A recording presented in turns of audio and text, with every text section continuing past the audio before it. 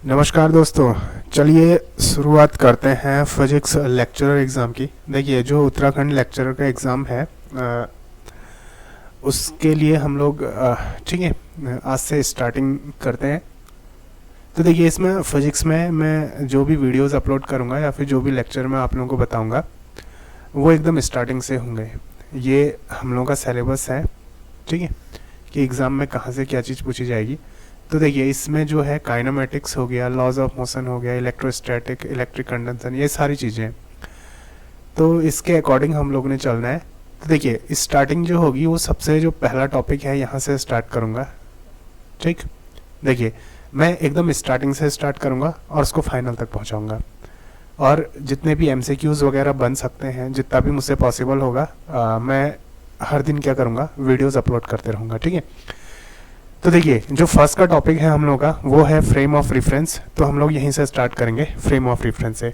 तो चलिए शुरुआत करते हैं। ठीक है, देखिए फ्रेम ऑफ रेफरेंस क्या चीज़ है, एक बार इसको समझिए। एक मिनट में इसको थोड़ा सा डिलीट कर देता हूँ। ठीक है, देखिए ये जो टॉपिक था ये हम लोग ने बीएससी में पढ़ा था, फ्रेम ऑफ रेफरेंस, जहाँ पे को हम लोग, ठीक है, लॉरेंस ट्रांसफॉर्मेशन, गैलिलियन ट्रांसफॉर्मेशन, वो सारी चीज़ें पढ़ते थे।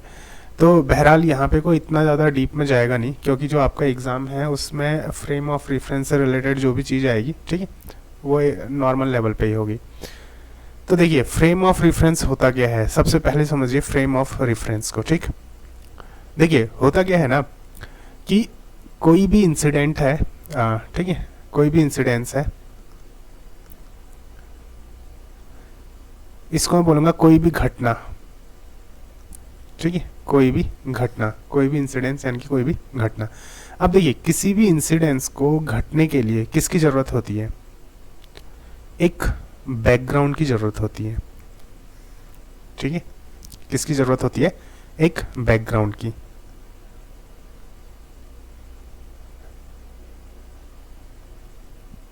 अब देखिए, बिना बैकग्राउंड के कोई घटना नहीं घट सकती। तो जैसे इसमें एग्जांपल मानिए, फॉर एग्जांपल, ठीक है, किसी रोड पे एक एक्सीडेंट होता है। ठीक है, किसी रोड पे क्या होता है, एक एक्सीडेंट होता है। अब देखिए, अगर आप इस एक्सीडेंट को देखते हैं और अपने किसी दोस्त को बताते हैं कि किसी रोड पे क्या है, एक्सीडेंट हुआ है, तो उसका जो सबसे पहला सवाल होगा कि एक्सीडेंट कहाँ पे हुआ है। ठीक है, वेयर। अब देखिए, ये जो सवाल पैदा हुआ ना कि इंसिडेंस कहाँ पे हुआ, तो अब आपको जगह का नाम बताना पड़ेगा। मान लीजिए, ठीक है, किसी बस स्टैंड के सामने क्या हुआ है, एक एक्सीडेंट हुआ है। तो अब आप लोग क्या बोलेंगे कि ये जो एक्सीडेंट हुआ है ये कहाँ पे को हुआ है, बस स्टैंड पे हुआ है। तो इसका मतलब ये जो बस स्टैंड होगा ना, ठीक है, ये जो बस स्टैंड होगा, ये दरअसल क्या हुआ सॉरी, ये एक बैकग्राउंड हुआ। और जो इंसिडेंस है यानी कि जो घटना है वो क्या है, एक्सीडेंट है। तो देखिए, एक एक्सीडेंट हुआ, वो कहीं ना कहीं तो होगा। ठीक है, मान लीजिए मेरा कोई दोस्त है, उसका किसी से पंगा हो गया। अब देखिए, ये जो पंगा होगा ना वो कहीं ना कहीं पे तो होगा। तो वो जो जगह होगी वो क्या होगा, बैकग्राउंड होगा। मैं अभी ये वीडियो रिकॉर्ड कर रहा हूँ, ठीक है, तो मैं एक रूम के अंदर बैठा हूँ। तो ये जो रूम होगा ये किसका काम करेगा, ये बैकग्राउंड का काम करेगा। देखो, बिना बैकग्राउंड के ना कोई घटना घट ही नहीं सकती है। ठीक, तो इसलिए हम क्या करते हैं कि किसी भी ऑब्जेक्ट के लिए, ठीक है, मान लीजिए कोई ऑब्जेक्ट है, इसके लिए मैं क्या करूंगा ना, एक बैकग्राउंड बनाऊंगा। अब वो बैकग्राउंड क्या होगा, एक 3 डायमेंशनल बैकग्राउंड होगा इस तरीके से। तो ये जो 3 डायमेंशनल बैकग्राउंड है ना, इसी को हम क्या बोलते हैं, फ्रेम ऑफ रेफरेंस बोला जाता है। ठीक, क्या बोला जाता है, फ्रेम ऑफ रेफरेंस बोला जाता है। तो इन शॉर्ट, एकदम शॉर्ट में अगर मैं समझाऊं, ठीक है, अगर एकदम शॉर्ट में बात करेंगे ना, तो ये जो कार्टेशियन कोऑर्डिनेट सिस्टम होता था 3 एक्सेस वाला, ठीक है, एक्स एक्सेस, वाई एक्सेस और ये जो जेड एक्सेस हम लोग लेते थे, यही क्या होता है, फ्रेम ऑफ रेफरेंस होते हैं। इतना लंबा चौड़ा जो ये बताया ना कि किसी भी इंसिडेंट को, ठीक है, किसी भी घटना को घटने के लिए बैकग्राउंड की ज़रूरत होती है, तो ये ना कुछ भी नहीं है सच बताऊं तो। ये ओवरऑल क्या है कि ये जो 3 डायमेंशनल हम लोग स्पेस बनाते थे ना, कार्टेशियन कोऑर्डिनेट सिस्टम बनाते थे, ठीक है, ये कार्टेशियन कोऑर्डिनेट सिस्टम ही क्या होता है, फ्रेम ऑफ रेफरेंस होता है। तो ओवरऑल अब वो फिजिक्स की लैंग्वेज में घुमा फिरा के बोल रहे हैं कि किसी भी इंसिडेंट को क्या होता है, होने के लिए एक बैकग्राउंड की जरूरत होती है, जिसको हम लोग क्या बोलते हैं, फ्रेम ऑफ रेफरेंस बोलते हैं, ठीक है। चलिए आगे को बढ़ते हैं। अब सॉरी, ये जो फ्रेम ऑफ रेफरेंस है ना, अब किसी भी ऑब्जेक्ट के लिए फ्रेम ऑफ रेफरेंस आप कितने भी बना सकते हैं। जैसे मान लीजिए ये एक ऑब्जेक्ट है, ठीक है, मैं इस रूम पे बैठा हूँ, इस रूम पे बैठ के मैं अगर वीडियो रिकॉर्ड कर रहा हूँ, मान लीजिए मेरी पोजीशन है यहाँ पे को मैं वीडियो रिकॉर्ड कर रहा हूँ, ठीक है, तो होगा क्या ना, इस रूम का, मैं अपने रूम का कोई भी एक कॉर्नर ले लूंगा। जैसे मान लीजिए मैंने ये एक कॉर्नर ले लिया, ठीक है, तो इस कॉर्नर पे मैं क्या कर सकता हूँ, एक फ्रेम बना सकता हूँ, फ्रेम ऑफ रेफरेंस बना सकता हूँ। देखिए मान लीजिए ये वाला कॉर्नर है, ठीक, तो देखिए मैंने क्या किया, एक एक्स एक्सेस बना ली, एक वाई एक्सेस बना ली, एक जेड एक्सेस बना ली, इस तरीके से। तो यहाँ पे को क्या बन गया, एक फ्रेम ऑफ रेफरेंस बन गया। तो ठीक उसी तरीके से मैंने क्या किया कि कोई दूसरा फ्रेम ऑफ रेफरेंस ले लिया, ठीक है। तो जैसे अगर मैं दूसरा फ्रेम ऑफ रेफरेंस लेता हूँ, यहाँ पे को कोई एक पॉइंट ले लेता हूँ, ठीक है। अब देखिए ये बनी एक्स एक्सेस, ये बनेगी वाई एक्सेस और ये बनेगी जेड एक्सेस। तो ओवरऑल ये जो पॉइंट है ना, इसकी डिस्टेंस ये वाले फ्रेम से अलग होगी, ये वाले फ्रेम से इसकी डिस्टेंस अलग होगी। तो मैं एक पॉइंट ऑब्जेक्ट के लिए फ्री स्पेस में, ठीक है, फ्री स्पेस में क्या कर सकता हूं, इनफाइनाइट फ्रेम ऑफ रेफरेंस बना सकता हूं, ठीक है, इनफाइनाइट फ्रेम ऑफ रेफरेंस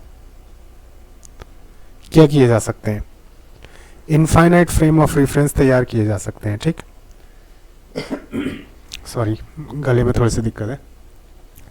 तो देखिए अगर मैं इनफाइनाइट फ्रेम ऑफ रेफरेंस तैयार करूंगा, तो उसके बेसिस पे क्या होते हैं, जो ट्रांसफॉर्मेशन होते हैं, ठीक है, अगर मेरे पास जैसे ये है कि 2 फ्रेम ऑफ रेफरेंस है, 3 फ्रेम ऑफ रेफरेंस है, तो एक फ्रेम से दूसरे फ्रेम में, दूसरे फ्रेम से तीसरे फ्रेम में, इस तरीके से क्या होते हैं, ट्रांसफॉर्मेशंस होते हैं, ठीक है। अब हम उन ट्रांसफॉर्मेशंस को देखेंगे और सबसे पहले ये जानेंगे कि ये जो फ्रेम ऑफ रेफरेंस होते हैं कितने टाइप के होते हैं। देखिए बेसिकली ये जो फ्रेम ऑफ रेफरेंस हैं ये 2 टाइप के होते हैं, ठीक है। कौन कौन से, इनर्शियल फ्रेम ऑफ रेफरेंस और non inertial frame of reference. देखिए इनर्शियल फ्रेम ऑफ रेफरेंस क्या होते हैं, इनर्शियल फ्रेम ऑफ रेफरेंस जो होते हैं, ठीक है, जहां पे को न्यूटन के लॉज काम करेंगे यानी कि वैलिड होंगे, उसको क्या बोला जाता है, इनर्शियल फ्रेम ऑफ रेफरेंस। और जहां पे को न्यूटन के लॉज वैलिड नहीं होते उसको क्या बोला जाता है, non inertial frame of reference उसको बोला जाता है, ठीक है।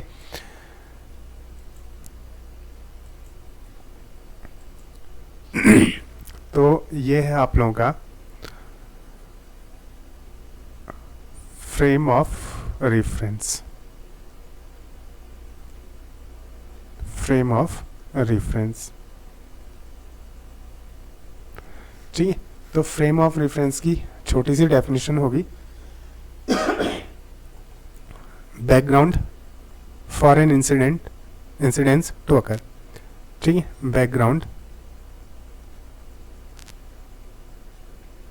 फॉर एन इंसिडेंस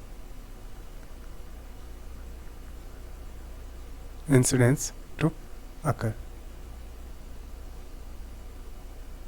किसी भी घटना को घटने के लिए जो बैकग्राउंड होता है उसको क्या बोलते हैं, फ्रेम ऑफ रेफरेंस बोलते हैं, ठीक है। अब ये जो फ्रेम ऑफ रेफरेंस है ये 2 टाइप के होते हैं, कौन कौन से, एक होते हैं आप लोगों का इनर्शियल फ्रेम ऑफ रेफरेंस, चलिए इसको इस तरीके से बना लेते हैं, फ्रेम ऑफ, ठीक है, रेफरेंस, ठीक है। ये 2 टाइप के होंगे, कौन कौन से, inertial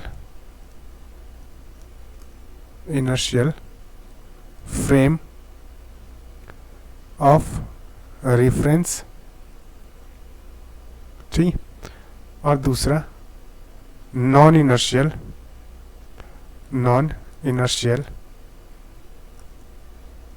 फ्रेम ऑफ रेफरेंस, ठीक। इनर्शियल फ्रेम ऑफ रेफरेंस और non inertial frame of reference. देखिए इनर्शियल फ्रेम ऑफ रेफरेंस क्या होते हैं, ठीक। सबसे पहले हम लोग डिस्कस करेंगे किसको, इनर्शियल ठीक, frame of reference, inertial frame of reference. तो इनर्शियल फ्रेम ऑफ रेफरेंस क्या होते हैं, जैसे अभी हम लोगों ने पढ़ा कि वो फ्रेम ऑफ रेफरेंस जहाँ पे को न्यूटन के लॉस क्या होते हैं, वैलिड होते हैं, उनको क्या बोलते हैं, इनर्शियल फ्रेम ऑफ रेफरेंस, ठीक है। फ्रेम ऑफ रेफरेंस इन विच, ठीक, इन विच न्यूटन्स लॉज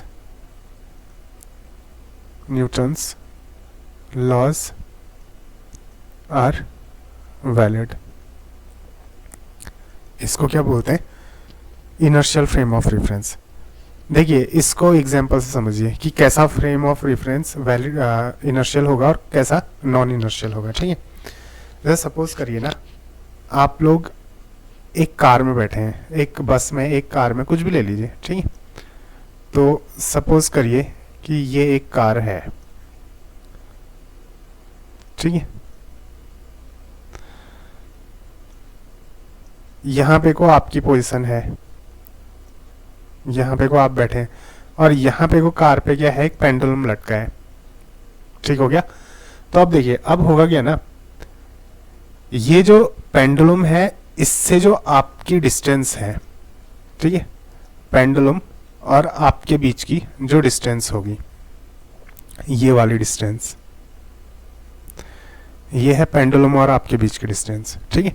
अब होगा क्या ना, देखिए पहले समझिए कि न्यूटन का जो लॉ, न्यूटन का लॉ बोलता क्या है, ठीक है। न्यूटन का लॉ ये बोलता है कि अगर कोई चीज मूव कर रही है, ठीक है, तो वो हमेशा मूव ही करेगी जब तक कि कोई एक्सटर्नल फोर्स उस पे ना लगे। जब कोई एक्सटर्नल फोर्स लगेगा तब जाके वो चीज या तो अपनी डायरेक्शन चेंज करेगी या फिर क्या करेगी, रुक जाएगी, ठीक है। और अगर कोई चीज रेस्ट में है तो तब तक रेस्ट में रहेगी जब तक कि कोई उस पे एक्सटर्नल फोर्स ना लगे, ठीक है। ये किसके हिसाब से, न्यूटन के लॉ के हिसाब से, कि अगर कोई चीज क्या कर रही है, मूव कर रही है, तो वो हमेशा मूव ही करते रहेगी जब तक कि कोई एक्सटर्नल फोर्स ना लगे। और कोई चीज अगर रेस्ट में है तो वो रेस्ट ही करते रहेगी, रेस्ट में ही रहेगी जब तक कि कोई एक्सटर्नल फोर्स ना लगे। तो आप सपोज करके देखिए, इसी का हम लोग क्या करेंगे, यूज करेंगे किसको समझने में, ठीक है, इनर्शियल फ्रेम ऑफ रेफरेंस को समझने में। तो देखिए आप इस कार में बैठे हैं और ये कार क्या कर रही है, मूव कर रही है, ठीक। ये कार क्या करेगी, मूव करेगी। तो देखिए जैसे मान लीजिए कार क्या कर रही है, मूव कर रही है। तो अब होगा क्या ना, ये मूव करेगी और मूव करते करते अचानक अगर क्या होते हैं, ब्रेक्स अप्लाई होते हैं, अचानक क्या लगाया जाता है, ब्रेक लगाया जाता है। तो होगा क्या, जब अचानक ब्रेक लगेगा तो ब्रेक लगने से क्या होगा, आपको एक झटका महसूस होगा। इसको हिंदी में ही लिखता हूँ, झटका, इंग्लिश में पता नहीं क्या बोलते हैं, ठीक। आपको क्या होगा, एक झटका महसूस होगा। तो देखिए ब्रेक किस पे लगे, एक्सटर्नल जो फोर्स लगा वो किस पे लगा, कार पे। झटका किसको महसूस हुआ, ठीक है, मीन्स कि आप तो रेस्ट में थे ना कार के अंदर जो आपकी पोजीशन थी वो क्या थी, रेस्ट की थी। देखिए आप पे कोई फोर्स नहीं लगा, फोर्स किस पे लगा, जो ब्रेकिंग फोर्स था वो किस पे लगा, वो लगा कार पे, ठीक है। लेकिन किसके मोशन में चेंज आया, आपके मोशन में चेंज आया। अचानक से ब्रेक लगेंगे तो क्या होगा, आप जो रेस्ट की पोजीशन में है आपको झटका लगेगा तो आपकी जो पोजीशन है उसमें चेंज आ जाएगा, ठीक है। तो इसका मतलब क्या हुआ कि आप पे कोई एक्सटर्नल फोर्स नहीं लगा, ठीक है। देखिए ये आप पे कोई एक्सटर्नल फोर्स नहीं लगा, नो एक्सटर्नल फोर्स, ठीक है, नो एक्सटर्नल फोर्स, आप पे कोई एक्सटर्नल फोर्स नहीं लगा। फोर्स किस पे लगा, फोर्स तो कार पे लगा, ठीक है, लेकिन चेंज किस में आया, आप में। और देखिए न्यूटन का जो लॉ है वो क्या बोलता है कि अगर आप रेस्ट में हैं तो आप तब रेस्ट में ही रहेंगे जब तक कोई एक्सटर्नल फोर्स ना लगे, और बिना एक्सटर्नल फोर्स के आप पे, बिना एक्सटर्नल फोर्स के आपकी पोजीशन में चेंज आ गया, ठीक है, क्योंकि फोर्स लगा कार पे, आप थे रेस्ट की पोजीशन पे, आप पे कोई एक्सटर्नल फोर्स नहीं लगा, उससे क्या हुआ, आपकी पोजीशन में चेंज आ गया। तो ये जो कार है ना, ये कार आपके लिए नॉन इनर्शियल फ्रेम होगी, ठीक है, ये कार क्या होगी, नॉन इनर्शियल फ्रेम, क्योंकि फोर्स लगा कार पे और पोजीशन में चेंज आया आपके, ठीक। अब सपोज करिए ये कार आपके लिए इनर्शियल फ्रेम कब होगी, उसको चेक करते हैं। अब देखिए ये कार अगर मूव कर रही है कांस्टेंट वेलोसिटी से, ठीक है, ये कार मूव करती है किससे, कांस्टेंट वेलोसिटी से, या फिर ये कार क्या है, रेस्ट की पोजीशन में। दो चीज, या तो ये कांस्टेंट वेलोसिटी से मूव करेगी या फिर ये कार क्या होगी, रेस्ट की पोजीशन में होगी। मान लीजिए कांस्टेंट वेलोसिटी से मूव कर रही है तो होगा क्या, आप पे कोई झटका नहीं लगेगा, ना ही इस पेंडुलम पे कोई झटका लगेगा, और आपके और पेंडुलम के बीच की डिस्टेंस क्या रहेगी, हमेशा सेम रहेगी। इसका मतलब पेंडुलम के लिए आप रेस्ट में हो और आपके लिए पेंडुलम रेस्ट में, यानी कि जो आपकी स्टेट है ना, आपकी स्टेट में कोई चेंज नहीं आने वाला है। कार मूव करेगी तभी भी आपकी स्टेट में कोई चेंज नहीं आने वाला है, ठीक है। तो इसका मतलब क्या हुआ कि ये जो कार है अब आपके लिए क्या होगी, इनर्शियल फ्रेम होगी, क्योंकि यहां पे को क्या है, न्यूटन के लॉज काम कर रहे हैं, ठीक है, कि जब तक कोई एक्सटर्नल फोर्स नहीं लगेगा तब तक कोई चेंज नहीं आने वाला है। या फिर ये कार रेस्ट में है तो, और आप भी रेस्ट में, पेंडुलम भी रेस्ट में है, सब कुछ रेस्ट में है, तो किसी की पोजीशन में कोई चेंज नहीं आने वाला है, ठीक है। तो ये कार क्या हो जाएगी, आपके लिए इनर्शियल फ्रेम होगी। तो जब तक ये कार कांस्टेंट वेलोसिटी से मूव कर रही है तब तक ये इनर्शियल फ्रेम है, और जैसे ही ब्रेक अप्लाई किए जाते हैं तो ये क्या हो जाएगी, नॉन इनर्शियल फ्रेम हो जाएगी, ठीक है। मीन्स की फ्रेम ऑफ रेफरेंस एक ही है, बस जैसे ही ब्रेक अप्लाई किए तो क्या बन गया, नॉन इनर्शियल फ्रेम, और जब तक वो कांस्टेंट वेलोसिटी में मूव कर रहा है तब तक क्या होगा, इनर्शियल फ्रेम होगा, ठीक है। तो देखिए उम्मीद करता हूं कि ये इनर्शियल और नॉन इनर्शियल फ्रेम का कॉन्सेप्ट आपके समझ में आ गया होगा। तो देख बहुत सिंपल सी डेफिनेशन है, अगर मैं इसको ही लिखता हूँ, ठीक है, non inertial frame of reference की अगर मैं डेफिनेशन लिखूंगा तो क्या लिखूंगा, सॉरी,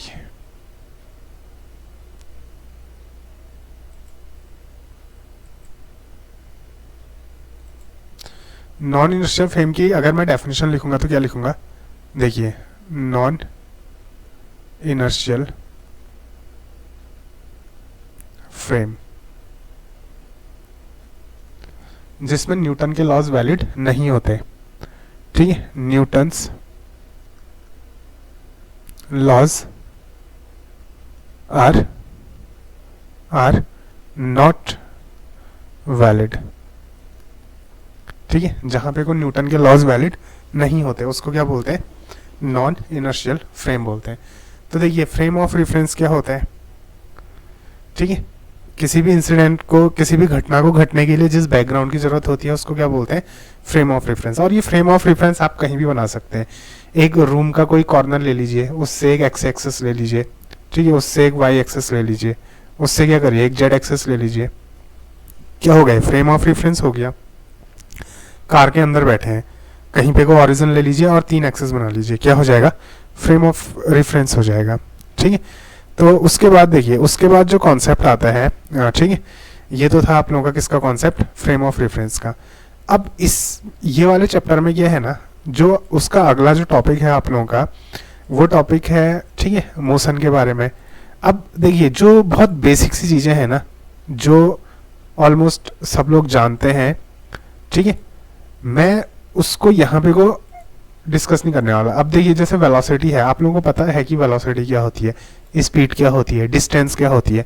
अब आप लोग कोई बच्चे तो हो नहीं जो मैं आपको बताऊंगा कि ठीक है, एक ऑब्जेक्ट यहाँ पे को है, दूसरा यहाँ पे को है, इनके बीच की जो डिस्टेंस है, ठीक है, स्ट्रेट डिस्टेंस को डिस्प्लेसमेंट बोलेंगे, ये बोलेंगे, इतना सब कुछ अब करने का टाइम नहीं है। ठीक, तो नॉर्मल सी चीज है, डिस्टेंस हो गया, डिस्प्लेसमेंट हो गया, वेलोसिटी हो गया, ये सब आप लोग ऑलरेडी जानते हैं कि क्या चीज है।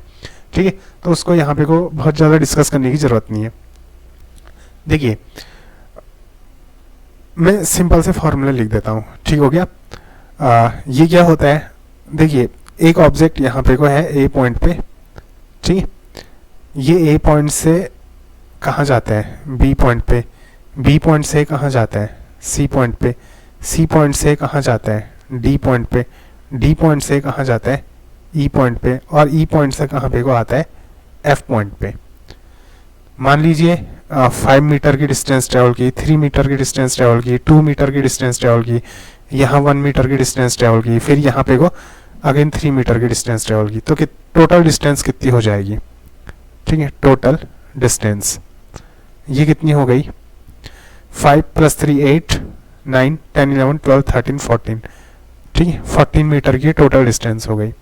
तो डिस्प्लेसमेंट क्या होगा, ए से एफ तक की जो सबसे छोटी डिस्टेंस है उसको क्या बोलते हैं, डिस्प्लेसमेंट। ठीक है, डिस्प्लेसमेंट क्या होता है, डिस्प्लेसमेंट, डिस्प्लेसमेंट यह है शॉर्टेस्ट डिस्टेंस, शॉर्टेस्ट डिस्टेंस। ठीक है, वेलोसिटी का फॉर्मूला क्या हो जाएगा, ये हो जाएगा डिस्टेंस अपॉन टाइम होगा। एक्सेलरेशन क्या हो जाएगा, वेलोसिटी अपॉन टाइम। अब ये तो ऐसे फॉर्मूले हैं ना, बहुत बेसिक फॉर्मूले हैं, ठीक है, इसको ज़्यादा डिस्कस करने की जरूरत नहीं है यहाँ पे को। चलिए डायरेक्टली हम लोग कहाँ पे को जाते हैं, जो इससे रिलेटेड कुछ क्वेश्चंस हैं, क्योंकि देखिए ये फॉर्मूले तो याद हैं लेकिन क्वेश्चंस में अप्लाई कैसे करने हैं, और जो ग्राफ वगैरह होते हैं कुछ जो ठीक है कॉन्सेप्चुअल क्वेश्चन होते हैं उसकी तरफ आने हैं, जहाँ से ठीक है हम लोग ये समझ सकें कि एग्जाम में किस तरीके से क्वेश्चन फ्रेम होता है। तो बहरहाल अगर आप लोग बुक से पढ़ेंगे ना, तो बुक में देखो, जो आप लोग अगर मान लीजिए 11th की बुक उठाते हैं वहां से पढ़ते हैं, उसमें क्या है ना, ये डिस्प्लेसमेंट को भी बहुत लंबा समझा रखा है, वेलोसिटी को भी बहुत लंबा समझा रखा है। ठीक है, मीन्स की इसमें 5-5 6-6 पेज बर्बाद कर रखे हैं, और लास्ट में कंक्लूजन निकलता है velocity equals to distance upon time.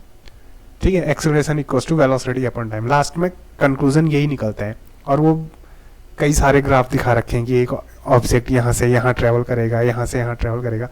तो वो जो फालतू की चीज़ें हैं उनको अवॉइड करना, उनको ज़्यादा टाइम वेस्ट मत करना उसको पढ़ने में। ठीक है, बस ये याद रखना, वेलोसिटी क्या होता है, डिस्टेंस अपॉन टाइम होता है, एक्सेलरेशन क्या होता है, वेलोसिटी अपॉन टाइम। डायरेक्ट आ जाते हैं क्वेश्चन पे कि किस तरीके से क्वेश्चन बनेंगे। ठीक है, देखिए पहला question, position time graph can not be straight line parallel to position axis because. ठीक, क्वेश्चन क्या बोल रहा है कि जो पोजीशन टाइम ग्राफ है can not be straight line, वो एक स्ट्रेट लाइन नहीं हो सकता। ठीक है, parallel to position axis, position axis के पैरेलल पोजीशन टाइम ग्राफ एक स्ट्रेट लाइन नहीं हो सकता, क्योंकि, ठीक है बताइए इसका आंसर। अरे कैसे बताओगे आप लोग, चलिए कमेंट बॉक्स में बताना। ठीक है, because it indicates infinite velocity, zero displacement, infinite displacement. ठीक, तो इसमें एक बार कलर चेंज करते हैं, कलर चेंज करके लिखने में मजा आएगा। ये देखिए जो पोजीशन टाइम ग्राफ है ना, सबसे पहले तो एक चीज देख लीजिए, पोजीशन टाइम ग्राफ बनेगा कैसे। ठीक है, एक आ जाएगी पोजीशन और दूसरा आ जाएगा क्या, टाइम। तो इसमें वही वेलोसिटी का फॉर्मूला यूज होगा। वेलोसिटी इक्वल्स टू क्या होता है, क्या कर रहे हैं इस टाइप का, वेलोसिटी इक्वल्स टू क्या होता है, वेलोसिटी इक्वल्स टू ये होता है डिस्टेंस अपॉन, ठीक है, डिस्टेंस अपॉन टाइम, यही होता है। तो अब देखिए इसको अप्लाई कैसे करना है। जो आप लोगों का ये होता है ना position time graph, position time graph को एक बार आप लोग ड्रॉ करिए। देखिए अगर पोजीशन टाइम ग्राफ को आप लोग ड्रॉ करेंगे तो ये इस टाइप का बनेगा। ये कर्सर थोड़ा सा ब्लिंक कर रहे हैं, समझ में नहीं आ रहा है क्यों कर रहे हैं, उसी की वजह से थोड़ा सा बोलने में लेट हो रहे हैं। देखिए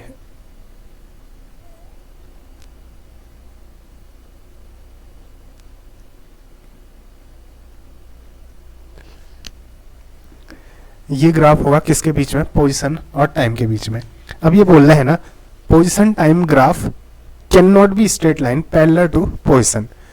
अब ये जो पोजीशन टाइम ग्राफ है, ये मान लीजिए पोजीशन है और ये मान लीजिए टाइम है, ठीक है, टाइम की एक्सेस है। तो पोजीशन के एक्सेस, सॉरी जो पोजीशन की एक्सेस है ना, इसके पैरेलल इस तरीके से, ठीक है, इसके पैरेलल। तो ये क्या बोल रहा है, पोजीशन हो गया, ये पोजीशन के पैरेलल ये हो गया, ठीक है। तो क्या बोल रहा है, देखिए position time graph can not be straight line parallel to position axis because it indicates, ये पैरेलल नहीं हो सकता है कभी भी। क्वेश्चन में क्या बोल रहा है, पैरेलल नहीं हो सकता है। क्यों नहीं हो सकता है? ऑप्शन ए बोल रहा है वेलोसिटी इनफाइनाइट हो जाएगी, ऑप्शन बी बोल रहा है वेलोसिटी जीरो हो जाएगी, ऑप्शन सी बोल रहा है डिस्प्लेसमेंट जीरो हो जाएगा, ऑप्शन डी बोल रहा है डिस्प्लेसमेंट इनफाइनाइट हो जाएगा। तो देखिए होगा क्या इसका आंसर, कि अगर ये ग्राफ ऐसा होता है ना, अगर ये ग्राफ ऐसा होता है कि ये जो ठीक है पोजीशन टाइम ग्राफ है, ये एक्स एक्सिस के पैरेलल हो जाता है, तो इससे होगा क्या कि ये जो टाइम होगा ना टी, ये तो कांस्टेंट हो गया, यानी कि ये जीरो हो गया, ठीक है। ये वेलोसिटी क्या होगा, velocity equals to distance upon time normally हो गया। अदरवाइज क्या हो गए, टोटल डिस्टेंस अपॉन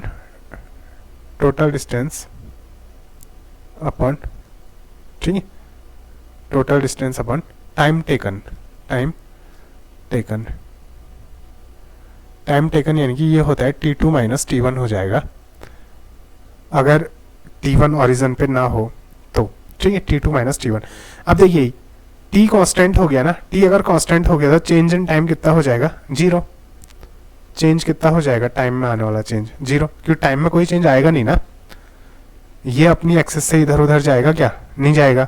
तो t2 भी यही होगा और t1 भी यही होगा, यही जो पॉइंट है यही t1 भी होगा, यही t2 भी होगा। तो t2 माइनस t1 कितना हो जाएगा, जीरो। तो ये हो जाएगा वेलोसिटी इक्वल्स टू डिस्प्लेसमेंट, ठीक है, सॉरी डिस्टेंस अपॉन जीरो। तो समथिंग अपॉन जीरो क्या होता है, इनफाइनाइट। तो इसमें जो वेलोसिटी है वो क्या हो जाएगी, इसमें जो वेलोसिटी है वो इनफाइनाइट हो जाएगी। तो ऑप्शन ए क्या हो जाएगा, राइट आंसर, ठीक है, ऑप्शन ए क्या हो जाएगा, राइट आंसर। तो अगला क्वेश्चन है, देखिए velocity of an object in uniform motion is equal to, और इसको ना एक चीज करिए, एक चीज देखना, इसको ना रट भी लेना कि position time graph can not be straight line parallel to x axis because of infinite velocity, ठीक है, इसका प्रूफ कर सकते हो आप लोग। देखिए velocity of an object in uniform motion is equal to, uniform motion के लिए जो वेलोसिटी होगी वो कितनी होगी,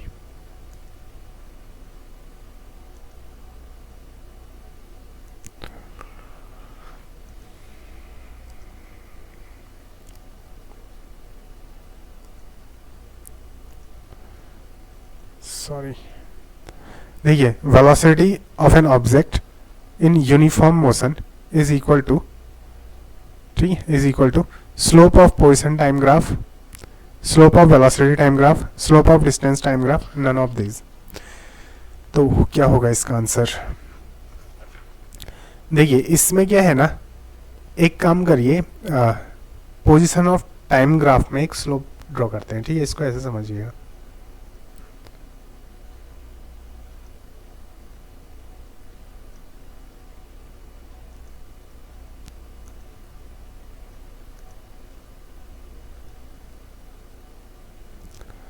देखिए जैसे ये है ना, मान लीजिए ये है ए पॉइंट और ये है बी पॉइंट, ये है टाइम की एक्सेस, ये है कोऑर्डिनेट की एक्सेस।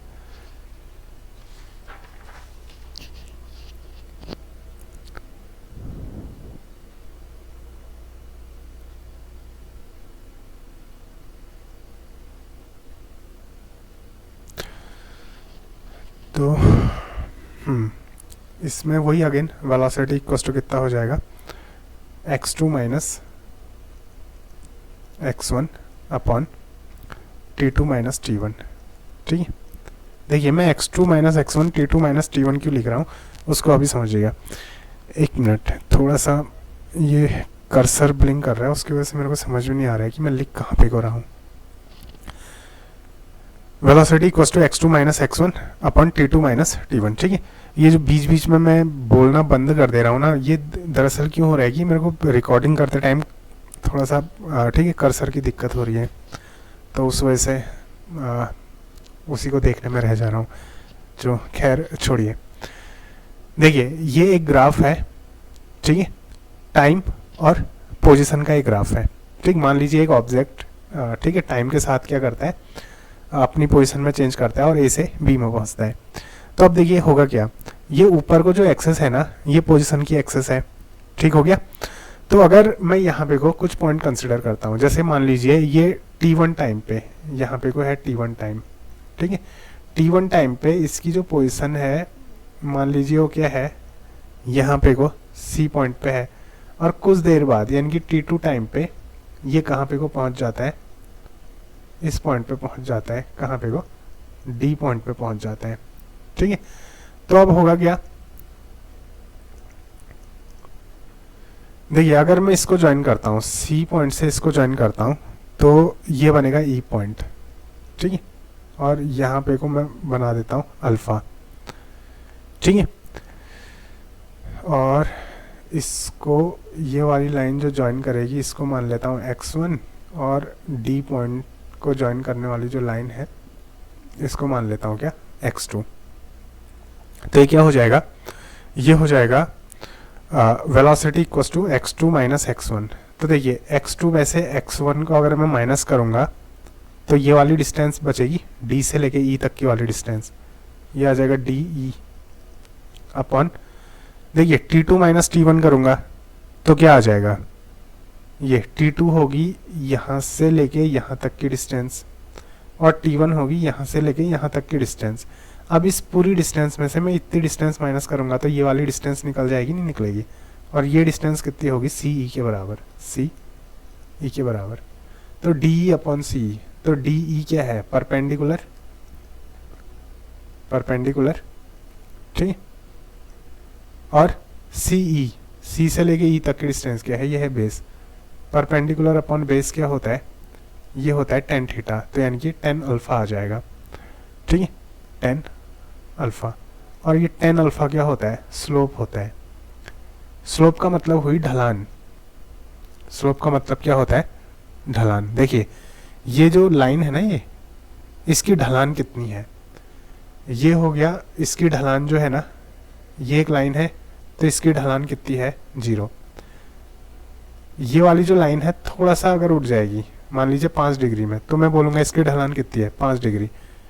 अगर ये लाइन थोड़ा सा ऐसे होती है, मैं बोलूँगा इसकी ढलान कितनी है, मान लीजिए 30 डिग्री।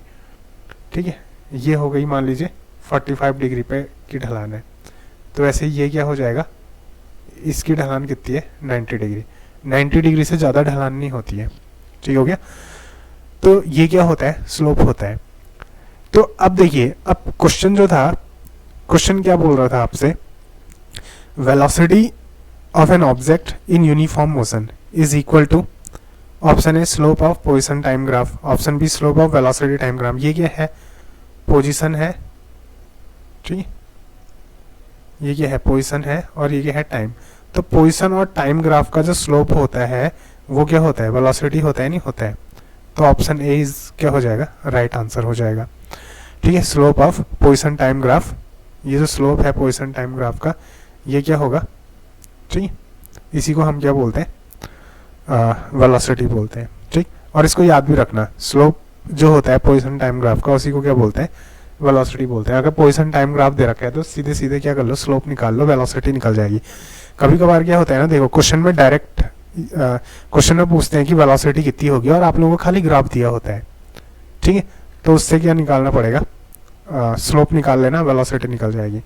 अगला क्वेश्चन है, for uniform motion of an object in time interval t2 minus t1 is equal to, t2 minus t1 is equal to, for uniform motion of an object in time interval t2 minus t1 is equal to, देखिए uniform motion of an object, uniform motion,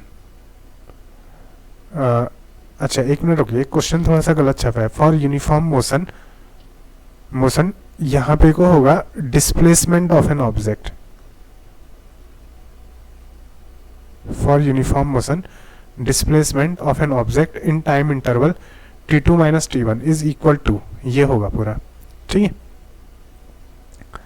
तो देखिए इसका option है area under velocity time graph, option B area under displacement time graph, option C area under velocity time graph, option D none of this. तो uniform motion के लिए जो displacement होता है, ठीक है, यूनिफॉर्म मोशन के लिए किसी भी ऑब्जेक्ट का जो डिस्प्लेसमेंट होगा t2 माइनस t1 इंटरवल पे, वो किसके इक्वल होगा बोल रहे हैं। तो देख लीजिए इसमें अगेन वही करते हैं, ठीक है।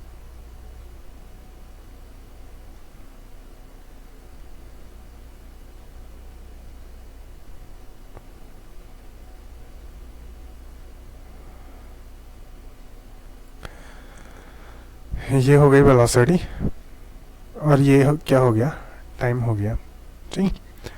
अब ये क्या कर रहा है, यूनिफॉर्म मोशन के लिए बोल रहा है ना।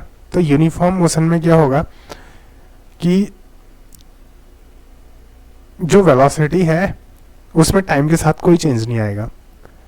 तो जो वेलोसिटी होगी ना, देखिए मान लीजिए ओ पॉइंट है, ठीक है, तो ये जो वेलोसिटी है ये देखिए एकदम यूनिफॉर्म होगी, टाइम बढ़ता जाएगा लेकिन वेलोसिटी अपनी जगह में ही रहेगी। ये वेलोसिटी ऊपर नीचे नहीं जा रही है ना, एक ही पॉइंट पर रह रही है। तो देखिए टाइम अगर बढ़ता भी जाएगा तो वेलोसिटी जो है उसमें कोई चेंज नहीं आने वाला है।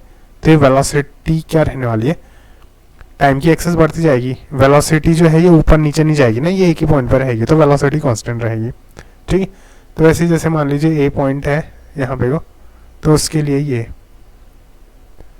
जो ग्राफ बनेगा तो वेलोसिटी क्या रहने वाली है, कांस्टेंट रहने वाली है, ठीक हो गया।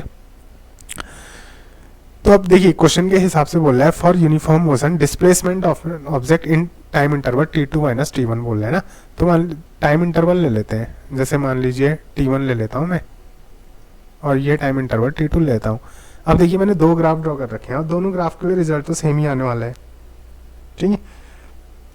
अब मैंने दो ग्राफ क्यों लिया है ना, एक ग्राफ लेके भी चलता, ठीक है। अब दो ग्राफ ले लिए, समझने में थोड़ी सी आसानी हो जाएगी। इसको अगर मैं ऊपर ड्रॉ करूं,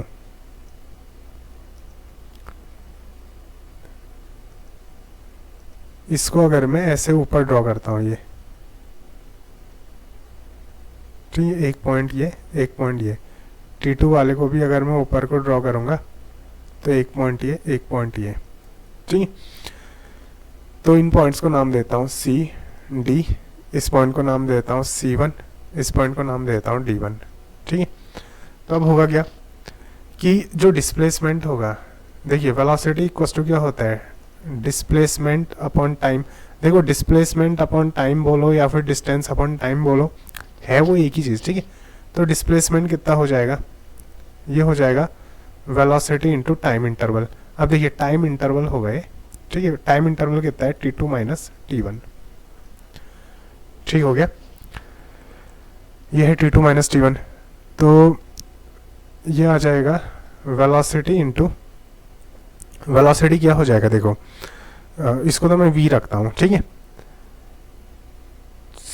देखिए वेलोसिटी लेते हैं c से लेके ये c1, ये वेलोसिटी हो जाएगी। हाँ चलिए वेलोसिटी के बदले में ले लेता हूँ c1 और t2 माइनस t1, t2 कितना है, ये t2 कितना है, O से लेके D1 तक की distance, O D1 minus O C1, T1 कितना होगा, ये देखिए T1 जो है ना, यहाँ से लेके यहाँ तक की डिस्टेंस, O से C तक की डिस्टेंस, O C1, ठीक, ये इतना हो जाएगा। तो ये जो हो जाएगा डिस्प्लेसमेंट इक्वल्स टू C1, इसको मैं ऐसे लिखूंगा C1, देखिए O D1 minus O C1, O से लेके D1 माइनस O से लेके C1, इस पूरे में से ठीक है। देखिए यहाँ से लेके यहाँ तक की जो डिस्टेंस है, इसमें से यहाँ से लेके यहाँ तक की जो डिस्टेंस है, इसको माइनस करूँगा तो ये बीच की डिस्टेंस निकलेगी, नहीं निकलेगी, ये हो जाएगी C1D1 C1D1। तो ये कितना हो जाएगा, C1 जो हो जाएगा, देखिए C1 ये हो जाए इतनी डिस्टेंस मल्टीप्लाइड बाय इतनी डिस्टेंस, क्या हो जाएगा, लेंथ इंटू विड्थ क्या हो जाएगा, एरिया हो जाएगा। तो C1 मान लीजिए लेंथ है, C1D1 क्या हो जाएगा, विड्थ, तो लेंथ इंटू विड्थ क्या हो जाएगा, ये हो जाएगा एरिया। ये क्या निकलेगा, एरिया। तो डिस्प्लेसमेंट किसके इक्वल है, देखो डिस्प्लेसमेंट है किसके इक्वल, एरिया के इक्वल। कौन से ग्राफ में, वेलोसिटी और टाइम के ग्राफ में। तो वेलोसिटी और टाइम के ग्राफ का जो एरिया होगा, ठीक है, ये जो एरिया होगा वो किसके इक्वल आएगा, वो आएगा डिस्प्लेसमेंट के इक्वल। ठीक हो गया। तो ऑप्शन क्या होगा, area under velocity time graph, यही होगा फिर area under velocity time graph. Velocity time graph का जो एरिया होता है उसी को क्या बोलते हैं, डिस्प्लेसमेंट बोलते हैं। ठीक है, चलिए आगे बढ़ते हैं, अगला क्वेश्चन। चलिए एक काम करिए, जो अगला क्वेश्चन है ना, इसका आंसर आप लोग दीजिए। If the distance covered by particle is 0, what can be it's displacement. Displacement क्या होगा, ये बहुत इजी है। ठीक है, इट मे और may not be 0, it can not B 0, ठीक है, it must be 0, it is negative. तो क्या होगा इसमें से आंसर, इसको आप लोग कमेंट बॉक्स में बताना। ठीक, और लास्ट जो क्वेश्चन है, अच्छा ये सिलेबस यहाँ पे वो कहाँ से आ गया, देखिए लास्ट जो क्वेश्चन है वो क्या है, which of the following, oh shit, ये जो कर्सर अभी तक ब्लिंक कर रहा था ना, ये इस इमेज की वजह से कर रहा था। कभी आप लोग इस तरीके से वीडियो बनाओगे तो देख लेना कोई इमेज अटैच तो नहीं है उसमें। अगर कोई इमेज अटैच होती है तो ये कर्सर ब्लिंक करेगा। ठीक है, अभी ये कर्सर ब्लिंक नहीं कर रहे हैं। देखिए क्वेश्चन क्या है, which of the following can not represent one dimensional motion, कि इनमें से कौन सा वन डायमेंशनल मोशन को रिप्रेजेंट नहीं करेगा। देखिए पोजीशन टाइम ग्राफ ये जो है, क्या है वन डायमेंशनल मोशन को रिप्रेजेंट कर रहा है ना, ये वन डायमेंशनल मोशन को रिप्रेजेंट नहीं कर रहे हैं। क्योंकि देखिए वन डायमेंशनल मोशन में क्या होगा ना, कि एक ही डायमेंशन होगी। मान लीजिए एक वायर है इस तरीके से, इस वायर पे कोई एक बीड है, जैसे माला होती है ना, माला में दाने होते हैं। अब ये जो माला का दाना होगा ना, ये एक ही डायरेक्शन है इसके पास मूव करने के लिए, इसी डायरेक्शन में मूव कर सकता है। इसमें क्या है, मान लीजिए यहाँ पे एक चींटी है, वो चींटी यहाँ गई, यहाँ से यहाँ आई, यहाँ से यहाँ, यहाँ से यहाँ, ऐसे ऐसे, तो दो डायमेंशन में मूव कर रही है ना, वो वाई एक्सेस में भी मूव कर रही है, वो एक्स एक्सेस में भी मूव कर रही है इस तरीके से। तो ये तो टू डायमेंशनल मोशन है। ये भी देख लीजिए टू डायमेंशनल मोशन है, ये टू डायमेंशनल है, ये सब क्या है, टू डायमेंशनल मोशन। ये क्या बोल रहा है, which of the following can not represent one dimensional motion, इनमें से कौन सा ऐसा है जो वन डायमेंशनल मोशन को रिप्रेजेंट नहीं करता, बोल रहा है ना। तो कोई भी नहीं कर रहा है, सभी क्या है, टू डायमेंशनल। तो नन ऑफ दिस क्या हो जाएगा, इसका आंसर हो जाएगा। ठीक है, तो इस तरीके से क्या है, कुछ क्वेश्चंस वगैरह आप लोग देख लीजिए जो आप लोगों के क्या होंगे, एग्जाम में काम आएंगे। देखिए फिलहाल तो आप लोग क्या करिए ना, जो ये फ्रेम ऑफ रेफरेंस वाला टॉपिक हो गया, ठीक है, वेलोसिटी टाइम ग्राफ वाले जो क्वेश्चन हो गए, मैंने क्यों करा रखे हैं वेलोसिटी टाइम ग्राफ वाले, क्योंकि इस चैप्टर से ना ऑलमोस्ट ऐसे ही क्वेश्चन आते हैं जो वेलोसिटी टाइम ग्राफ वगैरह से रिलेटेड होते हैं। ठीक है, तो उम्मीद करता हूँ कि ये लेक्चर आप लोगों के समझ में आया होगा। और देखिए आप लोग क्या करिए कि मेरे साथ, ठीक है, अगर कुछ भी आप लोगों ने मुझसे पूछना है तो आप लोग मुझको इंस्टा पे कांटेक्ट कर सकते हैं। और दूसरा क्या है, मैं एक ठीक है टेलीग्राम चैनल बना दूंगा, जहाँ पे को क्या होगा, मैं आप लोगों को जोड़ दूंगा जितने भी फिजिक्स से लेक्चरर की तैयारी कर रहे हैं।